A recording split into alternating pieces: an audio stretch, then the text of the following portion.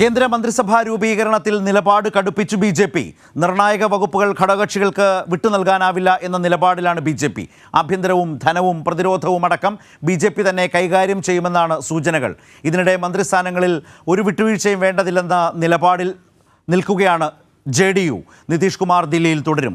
അതേസമയം നരേന്ദ്രമോദി സർക്കാരിൻ്റെ എൻ.ഡി.എ സർക്കാരിൻ്റെ സത്യപ്രതിജ്ഞാ ചടങ്ങ് 9 മാറ്റിയേക്കുമെന്ന റിപ്പോർട്ടുകളും വരുന്നുണ്ട്. വിവരങ്ങളുമായി ഇപ്പോൾ സിബി ദില്ലിയിൽ നിന്ന് ചേരുകയാണ്. സിബി, വകുപ്പുകൾ എങ്ങനെ വീതിക്കണം എന്നുള്ളതൊരു കീറാമുട്ടിയായി പ്രശ്നമായി നിൽക്കുകയാണോ? കാരണം നിതീഷ് കുമാറും ചന്ദ്രബാബു നായിഡുവും സുപ്രധാനമായ വകുപ്പുകൾ വേണം എന്ന നിലപാടിൽ തന്നെയാണോ? വിട്ടുവീഴ്ചയോ അയവോ വന്നിട്ടുണ്ടോ? ശരത്ത്, എന്തായാലും ഈ ഒരു വിലപേശലിൽ യാതൊരു വിട്ടുവീഴ്ചയും അയവും വന്നിട്ടില്ല എന്ന് തന്നെയാണ് നമുക്കിപ്പോൾ ലഭിക്കുന്ന ഏറ്റവും ഒടുവിൽ ലഭിക്കുന്ന റിപ്പോർട്ട്. എന്തായാലും ഇന്നിപ്പോൾ ഏറ്റവും ഒടുവിലായി ഇവരെ വീണ്ടും ജെ.ഡി.യും അതോടൊപ്പം തന്നെ ടി.ഡി.പിയുമായി ചർച്ചകൾക്ക് വേണ്ടി ബി.ജെ.പി. ദേശീയ നേതാക്കളെ വീണ്ടും നിയോഗിച്ചിരിക്കുകയാണ്. പീയൂഷ് ഗോയലുമായി ഇനി ജെ.ഡി.യുമായി ചർച്ചകൾക്ക് അശ്വിനി വൈഷ്ണവിനെയും ടി.ഡി.പിയുമായുള്ള ചർച്ചകൾക്ക് പീയൂഷ് ഗോയലിനെയും വീണ്ടും ബി.ജെ.പി. ദേശീയ നേതൃത്വം ഇപ്പോൾ നിയോഗിച്ചിരിക്കുകയാണ്. എന്തായാലും യാതൊരു വിട്ടുവീഴ്ചയ്ക്കും തയ്യാറല്ല എന്ന നിലപാടിൽ തന്നെയാണ് ജെ.ഡി.യു അടക്കമുള്ളത്. ഇപ്പോഴും നിതീഷ് കുമാർ ദില്ലിയിൽ തുടരുകയാണ്. ഏതൊക്കെ വകുപ്പുകളാണ് പരസ്പരം ആവശ്യപ്പെടുന്നത്? പ്രശ്നം നിൽക്കുന്നത് ഏതൊക്കെ വകുപ്പുകളുടെ പേരിലാണ്? ഇതിൽ പ്രധാനപ്പെട്ട 3 ക്യാബിനറ്റ് പദവികളും അതോടൊപ്പം തന്നെ 2 സഹമന്ത്രി സ്ഥാനവും ആന്ധ്രാപ്രദേശ് അതോടൊപ്പം തന്നെ ഈ ബീഹാറിന് പ്രത്യേക പാക്കേജ് അടക്കമാണ് നിതീഷ് കുമാർ ആവശ്യപ്പെടുന്നത്.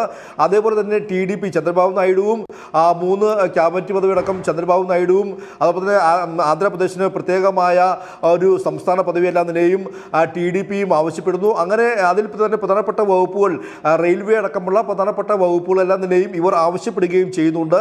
ഇതാണ് വളരെ വലിയൊരു കീറാമുട്ടിയായി ഇപ്പോൾ നിൽക്കുന്നത്.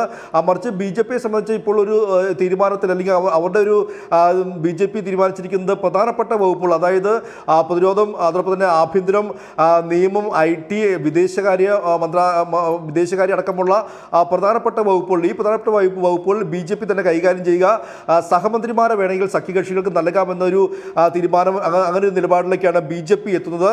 എന്തായാലും ഇപ്പോഴും ജെ.ഡി.യുവും ടി.ഡി.പിയും നിലപാടിൽ ഉറച്ചു നിൽക്കുകയാണ്. തങ്ങൾക്ക് ക്യാബിനറ്റ് മന്ത്രിമാർ തന്നെ പ്രധാനപ്പെട്ട വകുപ്പുകൾ തന്നെ വേണമെന്ന ആവശ്യത്തിൽ ഉറച്ചു നിൽക്കുന്നു.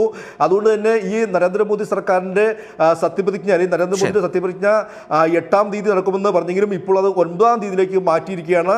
എന്തായാലും മന്ത്രിസഭാ രൂപീകരണം അനിശ്ചിതമായി നീളുന്നു എന്ന് സൂചിപ്പിച്ചതുപോലെ ഇപ്പോൾ നിതീഷ് കുമാറും അതുപോലെ ചന്ദ്രബാബു നായിഡുവും ഇരുവരുടെയും പാർട്ടികൾ വളരെ പ്രധാനപ്പെട്ട സുപ്രധാന വകുപ്പുകൾ ചോദിക്കുന്നുണ്ട്. 1-ലധികം വകുപ്പുകൾ ചോദിച്ചിട്ടുണ്ട്. അതിനിടയിൽ ഇരുവർക്കുമിടയിലെ ചർച്ചയിലൂടെ ആവശ്യങ്ങൾ പരമാവധി കുറച്ചു കൊണ്ടുവരിക എന്നുള്ളതാണ് ബി.ജെ.പി. ഇപ്പോൾ ശ്രമിച്ചുകൊണ്ടിരിക്കുന്നത്. എന്നാൽ വേണ്ട വിട്ടുവീഴ്ച ചെയ്യാനും ബി.ജെ.പി. സന്നദ്ധമാകേണ്ടി വരും. ഇതിനിടയിൽ ഒരു ധാരണയിലേക്ക് പോവുക, അതിൻ്റെ തിരക്കിട്ട ചർച്ചകളാണ് നടന്നു വരുന്നത്. സിബി അക്കാര്യങ്ങളാണ് ഇപ്പോൾ സൂചിപ്പിച്ചത്.